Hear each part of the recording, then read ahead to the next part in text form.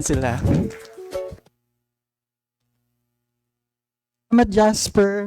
At medyo magiging seryoso ang tono pero sana ay matagpuan din natin ang ngiti at pitik ng isip sa aking babanggitin na komentaryo.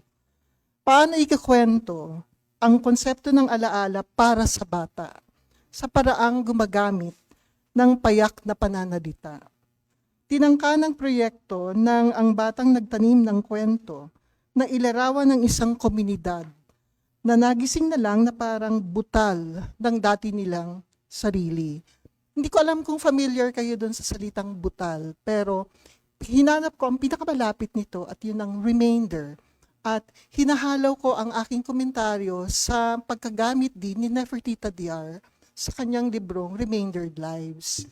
At ayon rin sa kanya, ang buhay nating mga Pilipino, pagkaraan ng daan-daang taong pananakop, pagkaraan ng daan-daang taon ng kolonyalisasyon, at kasama pa ang sabihin na natin mga katiwalian sa pamamahala at kawalan ng welfare para sa ordinaryong mamamayan. Lahat ng ito ay naging simptomatiko na rin para sa ating panahon. At mismong pandarahas sa kahulugan at kabuluhan ng mga salita. May emphasis ako doon sa last effect ng pagiging butal ng ating mga sarili. Kasi serious yung violence na yon, na ang mga salita ay nawalan ng kahulugan at kabuluhan. Yung meaning, yung sense-making natin ay apektado. Parang parabola ang bawat kabanata ng novelya ni John. Sa unang kabanata, ang lupa ay tahimik. Itinutumbas ang katahimikan sa kasalatan ng ulan sa lupa. Hindi tinuturol or ina-address na ang problemang agraryo na sa totoong material culture natin ay mas malala pa ang kondisyon. Mga magsasakang nagpapakain ng kalakhang bansa, ngunit ginugutom sa pambabarat ng kanilang ani. Samahan pa ng importation ng bigas, ang pagbanyuhay di umano ng mga palayan sa mga ekta-ektaryang kondominium at mga exclusive enclaves na hindi napupuntahan ng mga ordinaryong mamamayan. Kaya nating butingtingin ang habi ng korupsyon na nakatanim sa ilalim ng lupa ng kinathang kwento ni John Balolong. Ang gusto kong sabihin dito ay submerged sa narrative yung tunay na material culture. So, akala mo napakasimple, napakapayak ng tinuturan niya, pero complex. Ang galaxy pa nga yung naiisip kong complexity nito na nakatago dun sa kanyang mga sinasabi. Pinili ni John Balolong na gamitin ang payak, umuwi sa halina ng usapan sa mga pondohan, umpukan. Kahapon nung nag-usap kami bilang konsultasyon, titanong ko siya diretso kung ano bang tinatangka mong gawin dito. At sinabi niya na gusto kong hagipin ang paraan ng kwentuhan mula sa aming probinsya na ang mga tao ay nag-uusap sa ganitong paraan. At nakaka-relate ako doon kasi yung ama ko na isang storyteller din, ang probinsyang pinanggalingan niya, Aluwa, San Isidro, ay isang bayan na punong-puno ng mga kwentista. Pero hindi sila yung nagsasabit sa palangka, hindi uma-attend ng mga workshop, pero mga champion sila sa mga ganitong umpukan. Yung kaya talaga nilang gamitin ang halos magdamag na nagkakwentuhan lang tungkol sa mga bagay-bagay at hindi ito yung trivial na parang marites. Pati ang mga opinion nila tungkol sa pamamahala, tungkol sa presyo ng mga bilihin, maya-maya sisingitan nila ng nakakatawa. Sisingitan nila ng mga ugali ng kanilang mga kababaryo o kaya ng kanilang mga kakilala. Kaya sa worlding ni John Balolong, naalala natin ang ganitong mga tropes ng mga bayan na hindi man niya pangalanan o gamitin ang lahat ng ito, familiar ang mga tauhan na nasa kwento. Okay. So, Mas nahalina si John sa storytelling at validated ito nung una tayong nagkita-kita dito na sinabi niya, I'm more of a storyteller. At tinandaan ko yon dahil yung akda rin niya ay demonstrasyon ng parang in-between world ng literacy, literariness, oral tradition, print tradition, and forward-looking dun sa digital na pamamaraan din ng pagkukwento. May mga suson ng pagpapatahimik ng lupa at kwento na mahalagang harapin ng panunulat. Tingin ko hindi talaga kinonfront ng pagkasulat. At marahil ang motibo nito at pinanggalingang limitasyon ay yung page, halimbawa, page requirement ng workshop at yung kabuuang diwa na magsusulat siya para sa mga bata. Pero kung siguro nakabitin itong requirement na ito sa ere at mabibigyan ng layaw ang pagkasulat, baka ito rin ang uri ng kwento o novelya na tatalakay sa mga mabigat at dapat na pag-usapang mga bagay sa paraan na payak at lirikal. Ang material na kultura or artifact na nabungkal ni Iban mula sa lumang aparador ay pamilyar na rin. Baul, yung parang chest na baul na desusi, may mga buto na may ukit ng alon, etc. Maging ang lubid. Nagtaka ako dun sa paglagay ng elemento ng lubid na may abaka. Iniisip ko kung ito ba'y pahiwatig o semiotika ng pagkakatingala, tanikala ng halimbawa ng pagsasaka, hindi ba? Pero hindi ko na siya masyadong binusisi kasi baka kung saan ako mapunta. Ang baul ay maaring isa ring brain text, isang konseptual na kahalili ng kapasidad ng tao na magkwento.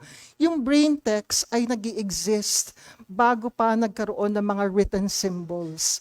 Pinatunayan ng novelya na narrating animals ang tao, pero dito ang kwento ay kailangang ibaon at ipunla. Napaka-operative ng mga verbs na nasa loob ng pagkasulat ni John, yung maraming mga eksena na nakikita natin, ginamit ko nga ang kutsara para itanim yung buto kasi hindi ko na hinanap yung asarol o nung nagtanim siya ng buto, di ba, biglang tumubo yung puno, etc. Sa mundong lilikha ni Balolong, walang primacy ang social media, telebisyon, radyo. At kung wala ang mga ito, nangangahulugan rin ba na absent ang industriya ng kultura? Isang buong world ito na hindi alam ng mga sentro. At na-educate din ako bilang leader nung binasa ko ito kasi tulad ng punto kanina na maraming mga uri ng childhoods, marami ring mga terrain o itsura ang development. At hindi nangangahulugan na tayong nasa sentro ang angat, di ba? Kasi parang napatunayan din ng kwento na may kapangyarihan sila na nakakapagkwento. Lumalabas rin sa hobby ng kwento na mas may ahensya ang pagpupunla. Bagamat hindi naman iyon ipinamumudmod na waring ayuda. Nagtataka ako kung bakit parang pribilehiyo ni Iban na siya ang nagpupunla. Tapos titignan na lang niya yung after effect ng kanyang pagpupunla sa mga tauhan na iba. Parang may consistency rin na laging may batang babae na lumilitaw na nakikipag-usap kay Iban. Mamaya, tatanungin natin si John kung bakit ganoon ang disenyo ng kanyang kwento. Kasi pag tinignan nyo ng mabuti ang dialogue ng mga batang babae na nasa kwento, parang mga matanda rin silang mangusap. At hindi ko alam kung intentional na ginagawa ito ng author. Ang kwento para maging material at may silbi ay sumasaksi, may witnessing, nagtatanda, gumugunita, umaangkin ng espasyo sa alaala. Ito rin ay humahamon ng pagdurugtong, ng sense of community. May nagkukwento pero hindi maramot. Ang totoong kontrabida, kung meron man sa storya na binasa natin, ay ang katamaran ng mga taong yakapin ang katahimikan. Merong binuo na konsepto si John ng kalimutan. Pero sa tingin ko, at gusto kong i-challenge ito kay John, kung mahalaga ang paggunita, kasing halaga din ito ang paglimot. At parang merong hibo or parang may texture kapag ilalagay mo rin yung parang contradictory na element na ito dun sa pagkasulat. Sa tingin ko kasi parang downgraded ang halaga ng forgetting. Samantalang kapag pinag-aralan natin ang mga sibilisasyon at kahit ordinaryong tao, hindi sila mabubuhay at gagana kung wala ang forgetting. So, kung meron dito na pagpapahalaga sa alaala, tingin ko, dapat bigyan din ng halaga ang paglimot, pero hindi dapat lahat.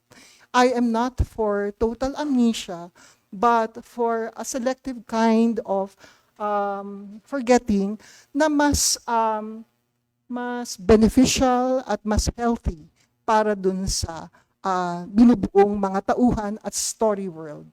Kung nagawa ng mga tao sa Cordillera na magsama-sama sa tinatawag nilang budong o peace pact para labanan ang mas dambuhalang halimaw ng development aggression, hindi ba tagumpay rin ito ng oral, ng kwento, laban sa kasakiman at laban sa mga nang-aapi? Binabanggit ko yung budong kasi parang as a reader, alam ko na tinago mo yun eh. Pero may equivalent ba ang ganoong uri ng mga manifestation ng sama-samang community, hindi ba? Na talagang tumilos sila para maging mas malaya sila. Hindi sapat sa akin na gamitin ang romantikong puso. Maraming mga linya sa loob ng novelya na tumuturol doon sa halaga ng heart. I think nagiging trite ang pagkasulat when you only do so. The community must be characterized in the same manner as Macario Pineda did in Ginto sa Makiling and in all his stories. They should be made visible because for the longest time, these communities were made invisible and their histories were dismissed. Kaya nga may minoritization din. So ang nakikita nating komunidad dito ay obviously minoritized. So sana mapakinggan at ma-address ng author ang aking mga nakita sa kanyang textual work. Ngayon ay hindi ko alam kung nagiging mas open ang mga nasabi kong commentary. You can veer away from whatever I've said and look at other significant points in the story that you feel need to be listened to. So, maraming salamat.